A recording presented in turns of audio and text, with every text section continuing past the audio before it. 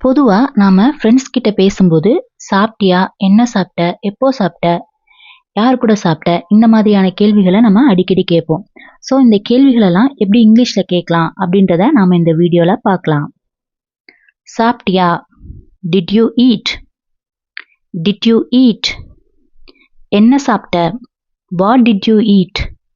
What did you eat? எப்படி சாப்பிட்ட? How did you eat?